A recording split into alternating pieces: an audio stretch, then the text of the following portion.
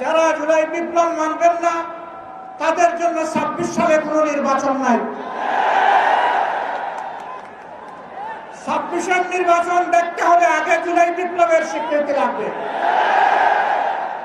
আর জুলাই বিপ্লবের স্বীকৃতি দিতে হলে জুলাই সনদের আইনি ভিত্তি দিতেই হবে। এই আইনি ভিত্তি ছাড়া কোন নির্বাচন অনুষ্ঠান হওয়ার কোন সম্ভাবনা নেই। কখন হবে এই আইনি ভিত্তির গোড়াপত্য? এদেশের মুক্তিকামী মানুষের কথা একটাই, জাতীয় সংসদ নির্বাচনের আগে গণভোট অনুষ্ঠিত হতে হবে।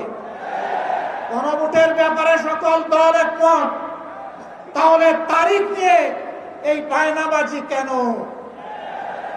একমত হয়ে যখন স্বাক্ষর করেছি সবাই, তখন গণভোট আগে হওয়াই হচ্ছে যুক্তিযুক্ত।